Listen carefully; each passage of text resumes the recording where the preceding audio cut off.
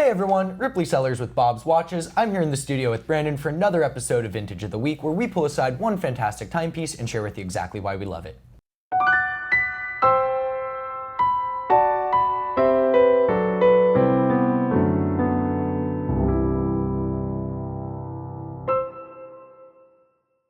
We got a really cool one here for us today, but before we get into it, quick wrist check. What are you wearing? I've got on a 1978 GMT Pepsi, 1675. Lovely. I figured I'd coordinate with what we're going to be talking about, Nice. I'm also coordinated, but I don't have a GMT, so it is. I just coordinated by year. We're from the 66 here.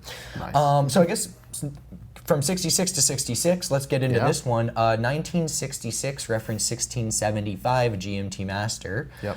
I guess 1675 GMT, they rolled out in 59, produced them all the way up until about 1980, That's and right. during that time they had a few different variations as to dial, hand, bezel, etc. More than a few. But. Yeah, yeah, if you to put it gently. But for me, the 1675, it's not the first GMT, but it is the point in the GMT's history where it really sort of became its own watch. 6542 came out, only produced for a few years. It was kind of like a turnograph that had been modified to be a GMT. Sub 40 mil case, no crown guards, even a Bakelite bezel. Right. At this point, the GMT is its own watch. This case isn't shared with another model at this point. You got crown guards, it grows to 40 mil. It's distinct from the sub all around. But obviously there is quite a range of variation. This one's got a small GMT hand. Yep, it's a glossy dial. So Rolex came out, they produced the glossy dial GMT before the matte up until around 66, 67. That's when they had the switch. And some of the characteristics of these glossy GMTs are the small GMT hands. All glossy GMTs will have the small 24-hour hand. And there's multiple different types of glossy dials as well, right? So this one, we're at 66, we're right around the end of the glossy gilt era. Right, this is the last variation. Yeah, but if you go back further within like an 59, 60, you're gonna have a chapter ring. It's gonna be a different style of glossy gilt dial. And then after this, we get into the matte, like what we are wearing. Right, exactly. And a lot of people I speak to, when I ask them if they have a glossy GMT, sometimes they don't know. So I like to describe it as kind of like a black mirror, and then it's glossy, it's shiny a little bit. And then when you put it next to a matte one, you can kind of see the difference. The matte ones kind of look more like a chalkboard. So here's a nice, cool little comparison. I always like to point to people out to the text of it. On that one, it's a crisp white, like white paint. On this one, it's that galvanic printing. It's kind of that goldeny color, but because of that, the range of color can vary quite a bit from like a rich, warm tone to something you can barely see it. I like the texture approach as far as how to differentiate it better. Yeah. And then this one also kind of has a slight patina on it as well, this glossy dial. It's not perfectly flat. It almost has like a faint texture on part of it. Yeah, so when you look in certain angles and certain lights, you can kind of see a tiny spotting, or really like a little textured patina, which is pretty common for these. Who knows the life this watch has lived, and I mean it was pretty well taken care of. Taking a look at it, but it definitely has character. The lume has aged nicely. The hands have gotten a bit dark, which is pretty common. The bezel is really well preserved, that coppery color, which is pretty cool, and the whole thing. The whole case and bracelet, everything is pretty cohesive.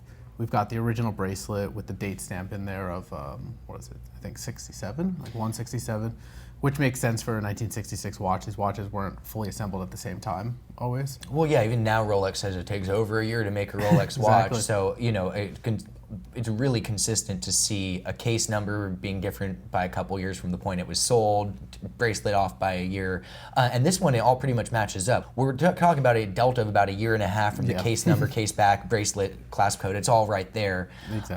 And when you're saying an honest watch, I think that's a really good way to put it on this one. It's not without its marks and scratches, but everything is in pretty solid, honest shape. Crisp, sharp bezel ring, nice, well-preserved bevels on the lugs. Yep.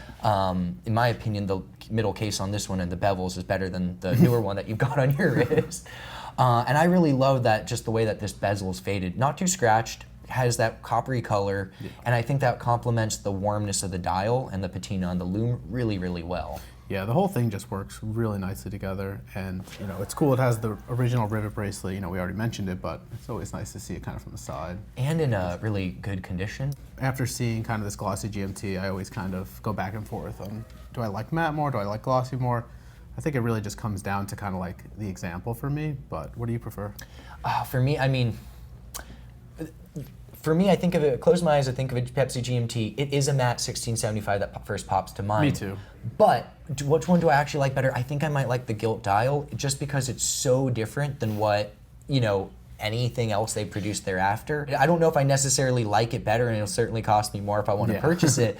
But I think I would just go for the gilt just for the novelty. It's just something they haven't done anymore. Right. How about yourself? I mean, like I said, I think it comes down to the specific watch, but overall I'm more of a matte dial sport Rolex guy. I just like the matte dial more, like that chalkboard look, but Much more utilitarian on it. yeah, but when you see a really nice glossy dial, it always makes me think like, yeah, I could definitely use one of these. Right. Yeah, we want to know what you think. Gilt, matte, both, neither? Yeah, exactly. Oh, another cool feature on this one is the date wheel. So on these date wheels, it has the closed 6, and when you look at the 7, which I really like, this hook 7 is super cool. You can see that. So it's always a little detail I always kind of enjoy when I see it. Oh, yeah, likewise. And one that's also not immediately, you have to wait until there's something with the 7 or something to show up. But I think the typography is one of those really, for a company as consistent in their design language as Rolex, when you see those little details and go, oh, that's not doing that the same way now. And also, it's when the printing is so small, that is a more difficult type of 7 to print than for sure. having just 2 lines. Yeah, having that, if there's the space between the big parallel line and the little one isn't quite there, it's just going to look muddy or be a 9 or an inverted 6 or something like that. Really sharp case, really sharp crown guards. Overall, an absolutely beautiful watch. And this one is for sale, correct? Yep, it's live on the site now. So if you like it, go check it out. And again, all these vintage watches, they all age kind of uniquely, so there's really not another one exactly like this, which is kind of cool. And that's why I love vintage, because they're all kind of a bit different. Oh, I'm entirely the same way. You can have 2 identical watches sold 50 years and they've lived different lives. In the same way, 2 twins 50 years apart, they're not going to look identical anymore. They're like snowflakes. No 2 alike. Right, so if you like this one, go ahead and head over to the site and make it part of your collection, or otherwise someone else will, and then once it's gone forever. Thanks for joining us for this episode of Vintage of the Week. Don't forget to tune in next time to see what watch we'll have for you then.